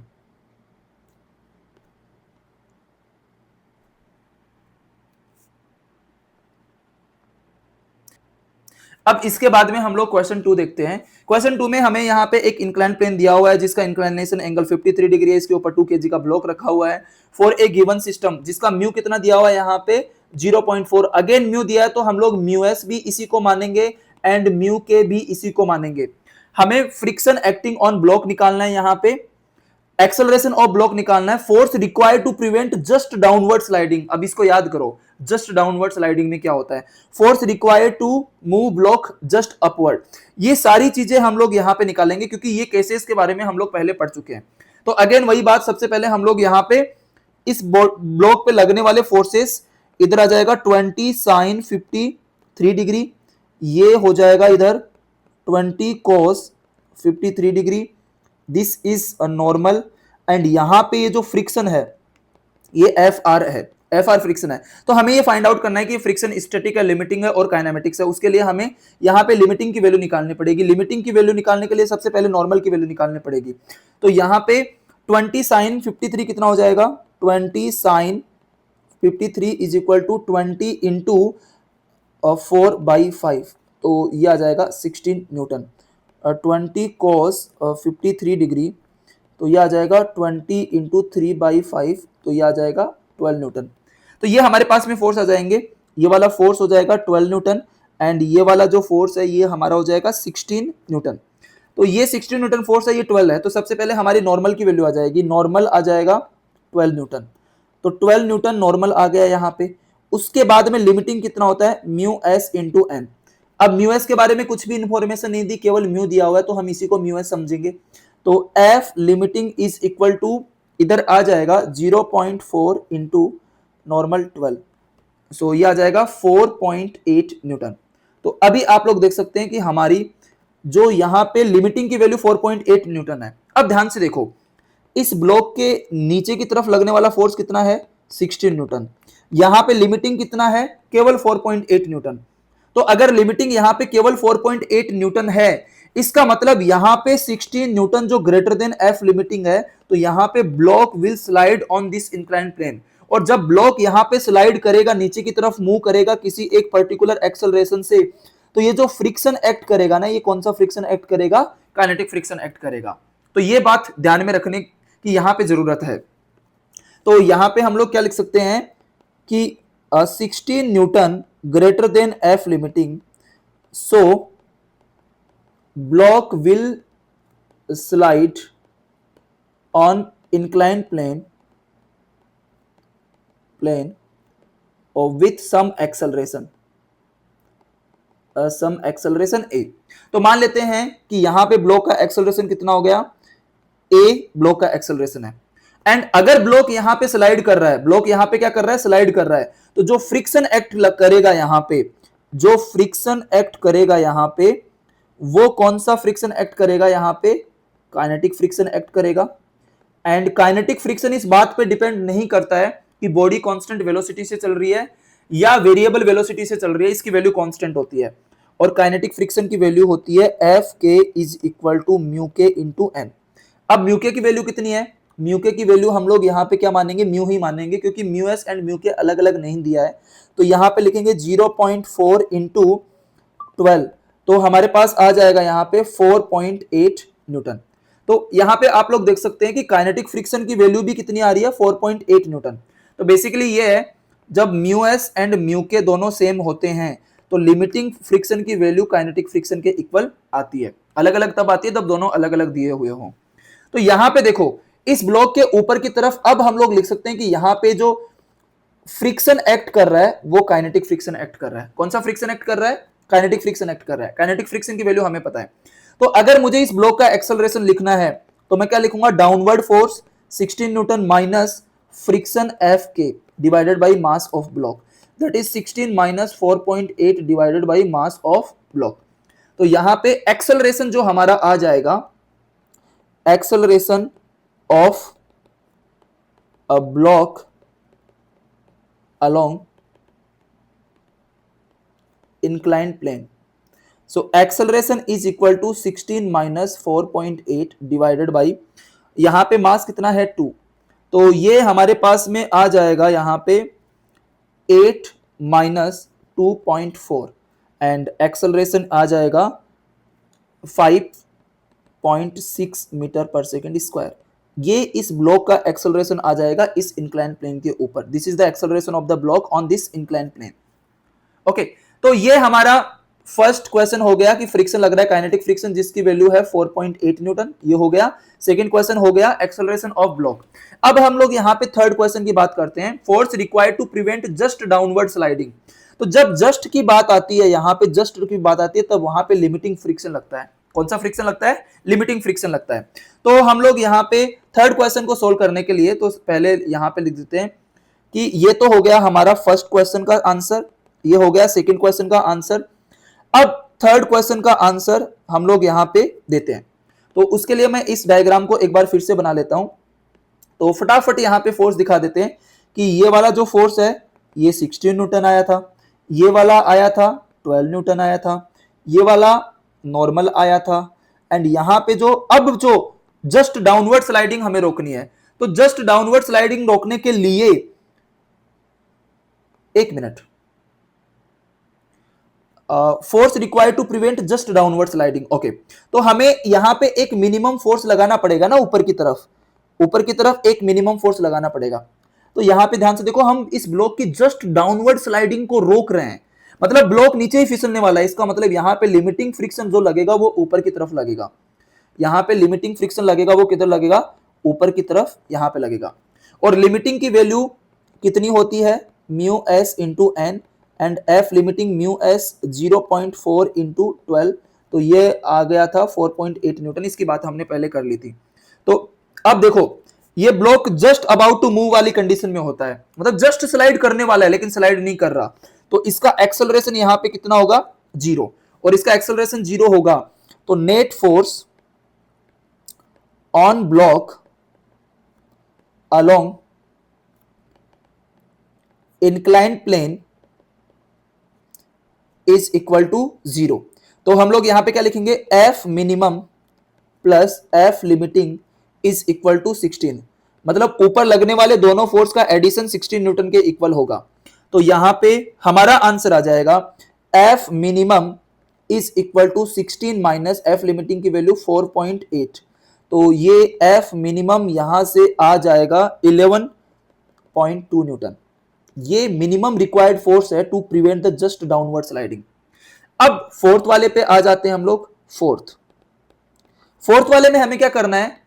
ध्यान से देखो, force required to move block just upward, मतलब अब block just about to move वाली कंडीशन में है लेकिन ऊपर की तरफ अबाउट टू मूव वाली कंडीशन में है।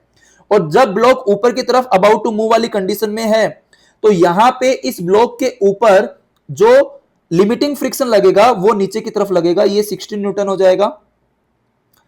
एंड ये हमें ऊपर की तरफ ही फोर्स लगाना पड़ेगा F मिनिमम, एंड इस केस में जो लिमिटिंग लगेगा वो नीचे की तरफ लगेगा। एंड नीचे की तरफ क्यों लगेगा? क्योंकि ब्लॉक जो है यहां पे जस्ट अबाउट टू मूव है ऊपर वाली डायरेक्शन में। जस्ट अबाउट टू मूव किधर है? ऊपर वाली डायरेक्शन में। तो इस केस में लिमिटिंग किधर लगेगा? नीचे की तरफ। तो अब यहां पे अगेन हमारा F लिमिटिंग बार बार कैलकुलेट कर लेंगे, कितना आएगा? 4.8 न्यूटन, ये हमने कैलकुलेट किया है। अब देखो, अब block just about to move वाली कंडीशन में तो इसके ऊपर एक्सेलरेशन 0 होगा, इसका मतलब ऊपर लगने वाला फोर्स नीचे लगने वाले दोनों फोर्स के इक्वल हो जाएगा। तो यहाँ पे ब्लॉक का एक्सेलरेशन कितना है? 0। सो यहाँ पे no net force acting on block along inclined plane. So हमारा यहाँ पे क्या लिख देंगे, F minimum is equal to 16 plus F limiting.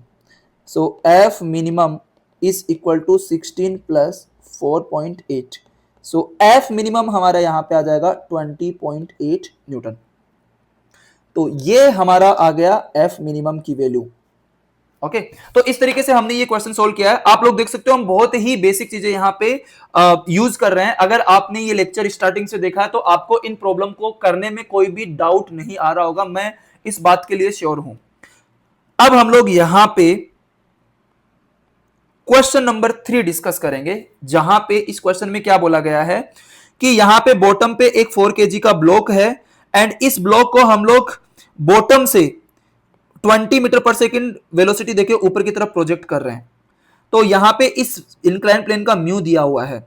तो distance travelled by the block before coming at rest and time taken by block before coming at rest, ये हमें यहां पे फाइंड आउट करना है. तो सबसे पहले तो हम लोग यहां पे क्या करते हैं कि जैसे मान लो इस ब्लॉक को हम लोग यहां पे ए पॉइंट से प्रोजेक्ट कर रहे हैं और फाइनली ये ब्लॉक यहां पे रुक गया आफ्टर ट्रेवलिंग डी डिस्टेंस. यहां पे बी पॉइंट पे ब्लॉक किसमें आ गया है, रेस्ट पे. ओके तो पहले तो इस डायग्राम को कंप्लीट कर लेते हैं हम लोग. तो यहां पे हम लोग डायग्राम बना लेते हैं कि बी पॉइंट हम लोग कहां पे दिखाएंगे, बी पॉइंट यहां पे दिखा देते हैं यहां पे. तो ये वाला जो पॉइंट है, ये वाला ए पॉइंट है, ए पॉइंट, एंड ये वाला कौन सा पॉइंट है, बी पॉइंट है. एंड इन दोनों के बीच में जो डिस्टेंस है वो इन दोनों के बीच की डिस्टेंस कितनी है, डी. अब देखो बी पॉइंट पे ब्लॉक किसमें आ गया, रेस्ट में. तो बी पॉइंट पे ब्लॉक रेस्ट में है, इसका मतलब फाइनल वेलोसिटी यहां पे कितनी है, 0. तो सबसे पहले सिंपल एनालिसिस किया. एंड एक और चीज मान लेते हैं कि ब्लॉक ए पॉइंट से चलना स्टार्ट करता है, ब्लॉक यहां पे ए पॉइंट से चलना स्टार्ट करता है t इज इक्वल टू 0 पे एंड बी पॉइंट तक पहुंचते पहुंचते इसको कितना टाइम लग जाता है, t टाइम. तो यहां पे t इज इक्वल टू 0 है ए पॉइंट पे एंड जब ब्लॉक बी पॉइंट पे पहुंचा तो कितना टाइम लग गया, इसको t टाइम लग गया. तो हमें ये d निकालना है, ये t निकालना है. अब यहां पे देखते हैं कि इस ब्लॉक के ऊपर कौन कौन से फोर्सेस लग रहे हैं. तो देखो यहां पे सिंपल सी बात ये है कि इस वाले डायरेक्शन में तो लगेगा यहां पे कौन सा लगेगा, एम जी साइन थीटा लगेगा. इधर कौन सा लगेगा, m g cos theta force लगेगा. ये कौन सा लगेगा, नॉर्मल लगेगा. एंड ब्लॉक यहां पे चल रहा है तो पीछे की तरफ क्या लगेगा, काइनेटिक फ्रिक्शन लगेगा, क्योंकि ब्लॉक की इनिशियल वेलोसिटी यहां पे क्या दी हुई है, 20 मीटर पर सेकंड, और यहां पे म्यू दिया हुआ है. तो सबसे पहले तो हम लोग यहां पे 40 साइन 37 की वैल्यू निकालते हैं. तो ये आ जाएगी 40 इंटू 3/5, तो 24 न्यूटन आ जाएगी. 40 cos 37 की वैल्यू निकालते हैं, 40 इंटू 4/5, तो यहां पे ये आ जाएगी 32 न्यूटन. कितना आ जाएगी, 32 न्यूटन यहां पे इसकी वैल्यू आ जाएगी. ओके अब देखो हमें यहां पे पता है कि ये ब्लॉक चल रहा है, तो ये वाला, एक मिनट, ये वाला साइन कंपोनेंट होता है, ये वाला कॉस कंपोनेंट होता है. तो ये वाला फोर्स हमारा हो जाएगा along the inclined plane 24 newton and ये वाला फोर्स हो जाएगा यहाँ पे 32 न्यूटन एंड ये वाला हो जाएगा यहाँ पे नॉर्मल हो जाएगा. एंड पीछे की तरफ लगेगा काइनेटिक फ्रिक्शन, ये लगेगा काइनेटिक फ्रिक्शन. तो सबसे पहले हम लोग यहाँ पे काइनेटिक फ्रिक्शन की वैल्यू निकालते हैं. F kinetic is equal to mu k into N. अब यहाँ पे केवल म्यू मेंशन किया है तो हम लोग इसी को म्यू एस समझेंगे, इसी को म्यू के समझेंगे. तो हमारा एफ के यहाँ पे हो जाएगा 0.5 इंटू नॉर्मल की वैल्यू कितनी आई हमारी, एक मिनट, ये नॉर्मल किसके इक्वल हो जाएगा, 32 न्यूटन के इक्वल. तो यहाँ पे ये नॉर्मल हो जाएगा, ये मैंने यहाँ पे क्या लिख दिया, नॉर्मल. तो यहाँ पे नॉर्मल 32, तो एफ के की वैल्यू आ जाएगी यहाँ पे 16 न्यूटन. ओके अब देखो एक चीज समझो कि जब ये ब्लॉक इनिशियली ऊपर की तरफ इनिशियल वेलोसिटी 20 मीटर पर सेकंड से जा रहा है तो नीचे की तरफ ये दोनों फोर्स मिलकर रिटार्डेशन प्रोड्यूस करेंगे. और उस रिटार्डेशन को हम लोग मान लेते हैं कि जब ये ब्लॉक ऊपर की तरफ मूव कर रहा है तो इस ब्लॉक के पास में नीचे की तरफ क्या है, रिटार्डेशन ए है. तो retardation of block down the inclined plane.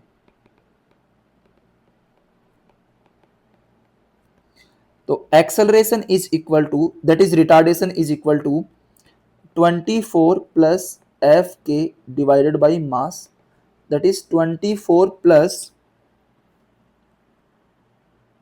16 divided by 4, तो ये आ जाएगा 10 मीटर पर सेकेंड स्क्वायर। तो यहाँ पे इस ब्लॉक के पास रिटार्डेशन कितना आ गया, 10 metre per second square.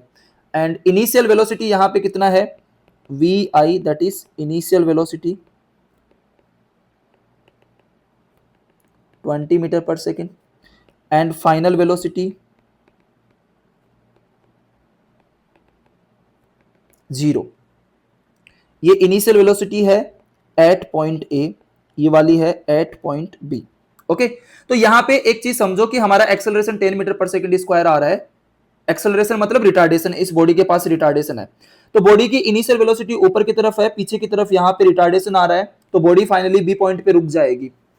Okay, तो यहां पे ये जो ए आ रहा है ना, ये कांस्टेंट वैल्यू आ रही है। तो अगर यहां पे रिटार्डेशन कांस्टेंट है, इसका मतलब हम लोग यहां पे इक्वेशंस ऑफ मोशन यूज कर सकते हैं इजीली।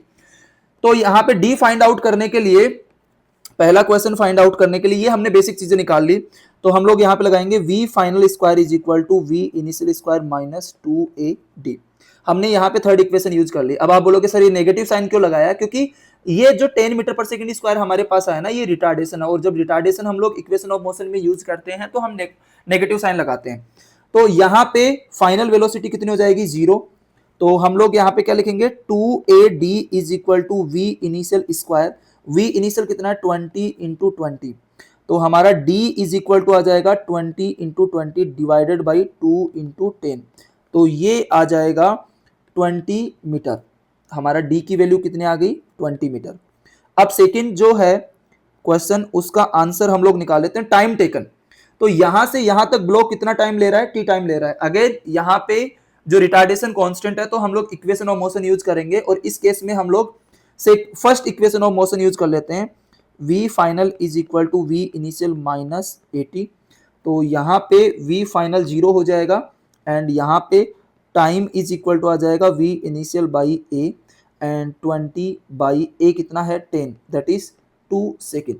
मतलब यहाँ पे ब्लॉक जो है वो 2 सेकेंड के बाद में यहाँ पे रुक जाएगा। ओके, आई होप आप लोगों को ये वाला क्वेश्चन बहुत अच्छे से समझ में आया होगा। अब इसके बाद में हम लोग एक और क्वेश्चन करेंगे। ये देखो, पुली से रिलेटेड क्वेश्चन है, इसको भी सोल्व करेंगे हम लोग। तो अभी हम लोग रफ इंक्लाइन प्लेन से रिलेटेड लास्ट क्वेश्चन डिस्कस करते हैं, न्यूमेरिकल। फिर उसके बाद में हम लोग पीवाईक्यूज करेंगे, एंड पीवाईक्यू करने से पहले हम लोग यहाँ पे स्यूडो फोर्स से रिलेटेड भी इंक्लाइन प्लेन के क्वेश्चन सोल्व करेंगे, जो आपको उसकी भी अंडरस्टैंडिंग बहुत अच्छे से हो जाएगी। अगर आपने ये लेक्चर यहां तक देखा, लास्ट तक देखा है, तो मैं ये श्योरिटी के साथ बोल सकता हूं कि आपको इंक्लाइन प्लेन, चाहे वो स्मूथ इंक्लाइन प्लेन हो, चाहे वो रफ इंक्लाइन प्लेन हो, आपकी कॉन्सेप्ट बहुत अच्छे से स्ट्रांग हो गई होगी अभी तक। आप किसी भी टाइप का नीट का पीवाई का क्वेश्चन हो, या फिर आप जिस भी कोचिंग में प्रिपरेशन कर रहे हो, उस कोचिंग के मटेरियल किसी भी लेवल का क्वेश्चन आप लोग इजीली अटेम्प्ट कर सकते हैं। तो इस क्वेश्चन में क्या दिया है, for a given system find out acceleration of block tension in string, okay, take mu is equal to 0.5। तो अगेन यहां पे हमें सबसे पहले हम लोग फोर्सेस शो करेंगे। तो यहां पे ये जो नीचे की तरफ लग रहा है, ये 100 न्यूटन फोर्स लग रहा है। यहां पे ये जो फोर्स लगेगा along the incline plane 5 kg पे, ये लगेगा 50 साइन 37 डिग्री। ये परपेंडिकुलर फोर्स लगेगा यहां पे 50 कोस 37 डिग्री, एंड ये यहां पे लगेगा नॉर्मल लगेगा, और टेंशन इस ब्लॉक पे लगेगा ऊपर की तरफ T, एंड यहां पे पुली पे नीचे की तरफ T लगेगा, यहां पे T नीचे की तरफ लग जाएगा, इधर T लगेगा 10 kg ब्लॉक पे ऊपर की तरफ। तो इस तरीके से हमने यहां पे टेंशन शो कर लिए, फोर्सेस शो कर लिए। अब देखो, हमें पता है कि यहां पे फ्रिक्शन भी एक्ट करेगा, बट फ्रिक्शन किस डायरेक्शन में एक्ट करेगा, उससे पहले हमें क्या करना पड़ेगा, ये वैल्यूज यहां पे फाइंड आउट करनी पड़ेंगी। तो ये तो 100 न्यूटन है, लेकिन ये वाली वैल्यू फाइंड आउट करने की। तो अगर मान लो ये सिस्टम इधर की तरफ चल रहा है, मान लो यहां पे 5 kg ब्लॉक नीचे की तरफ चल रहा है, तो यहां पे फ्रिक्शन ऊपर की तरफ लगेगा। एंड अगर मान लो ये सिस्टम नीचे की तरफ चल रहा है तो फ्रिक्शन यहाँ पे नीचे की तरफ लगेगा, इस बात का ध्यान रखना है। अब इसको निकालने के लिए हम लोग क्या करेंगे, यहाँ पे सबसे पहले ये 50 sin 30 की वैल्यू निकालेंगे, 50 sin 37 की वैल्यू निकालेंगे, तो 50 इंटू 3/5 तो ये आ जाएगा 30 न्यूटन। फिर उसके बाद में 50 cos 37 तो ये आ जाएगा 50 इंटू 4/5 तो ये आ जाएगा 40 न्यूटन। कितना जाएगा? 40 न्यूटन। एंड नॉर्मल की वैल्यू, यहां पे नॉर्मल की वैल्यू किसके इक्वल हो जाएगी? इसके इक्वल हो जाएगी। तो नॉर्मल इज इक्वल टू आ जाएगा यहाँ पे 40 न्यूटन, ये हमारी नॉर्मल की वैल्यू आ जाएगी। तो बेसिकली ये वाली वैल्यू हमारी 40 न्यूटन आ गई, ये वाली वैल्यू हमारी कितनी आ जाएगी? 30 न्यूटन। तो ध्यान से देखो, ये आ जाएगा 30 न्यूटन और ये आ जाएगा हमारा 40 न्यूटन। ओके, अब हम लोग यहाँ पे लिमिटिंग की वैल्यू निकालेंगे। So f limiting is equal to mu s into N, and again mu s नहीं दे रखा, केवल म्यू दे रखा है, तो उसी को म्यू एस मानेंगे। 0.5 इंटू एन कितना है यहाँ पे? 40, तो हमारा एफ एल आ जाएगा यहाँ पे 20 न्यूटन। कितना आ जाएगा? 20 न्यूटन। अब ध्यान से देखो, तो ये वाला जो टेंशन है, ये दोनों टेंशन एक दूसरे को कैंसिल कर देंगे, ये दोनों टेंशन एक दूसरे को कैंसिल कर देंगे। तो जब हम लोग एक्सेलरेशन की इक्वेशन यहाँ पे लिखेंगे, तो एक्सेलरेशन की इक्वेशन में हम लोग यहाँ पे टेंशन को इंक्लूड नहीं करेंगे, क्योंकि ये टेंशन आप इंटरनल फोर्सेस हैं जो आपस में कैंसिल कर देते हैं एक दूसरे को। ओके, तो अब देखो यहाँ पे अलोंग द स्ट्रिंग नीचे की तरफ खींचने वाला फोर्स कितना है? 100 न्यूटन। यहां पे कितना फोर्स है? 30 न्यूटन। अब देखो 30 न्यूटन फोर्स है, तो ये ब्लॉक इधर जाने का ट्राई करेगा, ब्लॉक इधर जाने का ट्राई करेगा, तो इसको फ्रिक्शन रोकने का ट्राई करेगा, तो फ्रिक्शन नीचे की तरफ लगेगा। एंड फ्रिक्शन अपनी मैक्सिमम वैल्यू तक यहां पे एक्ट कर सकता है, उसके बाद में फ्रिक्शन के बस की बात नहीं है। और फ्रिक्शन की मैक्सिमम वैल्यू हमारी कितनी आ रही है? 20 न्यूटन। तो मतलब अगर यहां पे हम नीचे की तरफ मैक्सिमम फ्रिक्शन भी लगा देना 20 न्यूटन, तो भी देखो ध्यान से, इन दोनों का एडिशन जो हो रहा है नीचे की तरफ वो 50 न्यूटन हो रहा है, लेकिन यहाँ पे खींचने वाला फोर्स कितना है? 100 न्यूटन है खींचने वाला फोर्स। तो इसका मतलब ये ब्लॉक यहाँ पे चलेगा, और ब्लॉक किस डायरेक्शन में चलेगा? 10 kg की तरफ से नीचे की तरफ जाएगा, और ये 5 kg ऊपर की तरफ जाएगा ए एक्सेलरेशन से। तो यहाँ पे दोनों ब्लॉक का एक्सेलरेशन क्या होगा? सेम। तो हम लोग मान लेते हैं कि 5 kg यहाँ पे ऊपर की तरफ चल रहा है ए एक्सेलरेशन से, एंड 10 kg यहाँ पे नीचे की तरफ जा रहा है ए एक्सेलरेशन से। तो हम लोग यहाँ पे क्या लिखेंगे?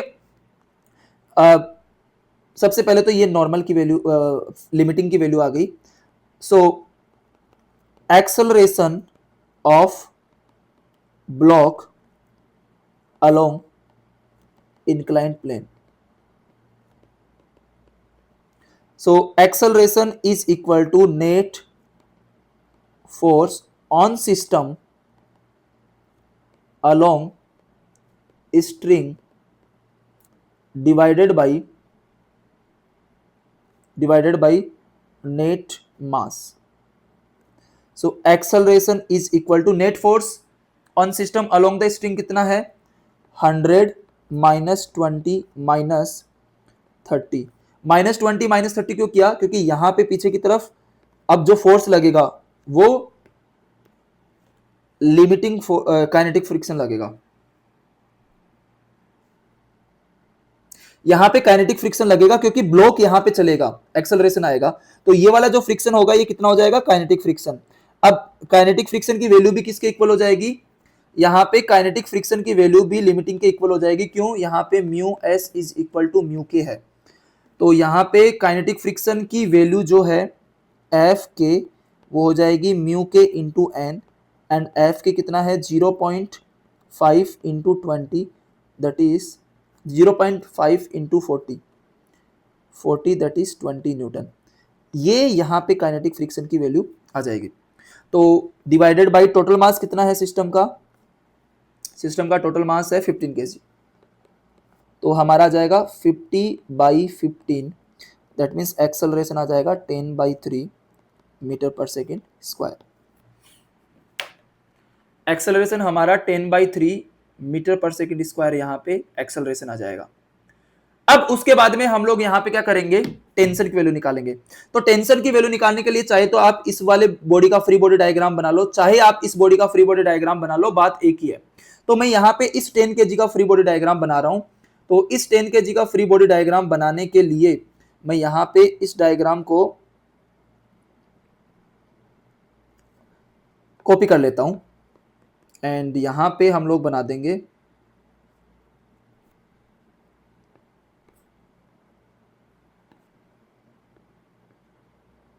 ओके। ध्यान से देखो यहां पे ये 10 kg जो है इस पे नीचे की तरफ 100 न्यूटन लग रहा है, ऊपर की तरफ टेंशन लग रहा है और इसका एक्सेलरेशन कितना है a। तो इसके लिए हम लोग यहां पे क्या इक्वेशन लिखेंगे, तो ये तो फर्स्ट क्वेश्चन का आंसर हो गया एंड ये सेकंड क्वेश्चन का आंसर हो जाएगा। तो इक्वेशन क्या लिखेंगे इसकी, 100 minus T is equal to M A, that's it. 100 minus tension is equal to M A. So 100 minus tension is equal to M कितना है 10 इंटू एक्सेलरेशन कितना है 10/3, तो ये आ जाएगा 100/3। So tension is equal to 100 minus 100/3 और ये यहाँ पे टेंशन की वैल्यू आ जाएगी T इज इक्वल टू 200/3, ये यहाँ पे टेंशन की वैल्यू आ जाएगी। तो इस तरीके से आप लोगों ने देखा, हमने रफ इंक्लाइंड प्लेन से रिलेटेड भी बहुत सारे क्वेश्चंस डिस्कस कर लिए हैं। अब यहां पे इंक्लाइंड प्लेन से रिलेटेड जो लास्ट लेक्चर होगा, लेक्चर नंबर 3, उसके अंदर हम लोग सबसे पहले स्यूडो फोर्स से रिलेटेड क्वेश्चन डिस्कस करेंगे जो कि इंक्लाइंड प्लेन के ऊपर बेस्ड हैं। उसके बाद में हम लोग यहाँ पे पीवाईक्यूज करेंगे एंड पीवाईक्यूज में हम लोग नीट के पीवाईक्यू करेंगे एंड हम लोग यहाँ पे कुछ जेई मेन के पीवाईक्यूज भी डिस्कस करेंगे। ओके, टोटल 10 पीवाईक्यूज हम लोग डिस्कस करेंगे नीट और जेई मेन के मिला के। तो मैं आप लोगों को बोलूंगा कि अगर आपने ये 2 लेक्चर अच्छे से देखे हैं तो थर्ड लेक्चर देखना, क्योंकि उससे आपको आइडिया होगा कि एग्जाम के अंदर किस टाइप के क्वेश्चंस पूछे जाते हैं एंड उन क्वेश्चंस को पहले खुद से करने का ट्राई करना। ओके, तो आपको ना मतलब आप बहुत अच्छे से चीजों को सीखेंगे, आपकी कॉन्सेप्चुअल अंडरस्टैंडिंग इंक्लाइंड प्लेन से रिलेटेड बहुत अच्छी हो जाएगी।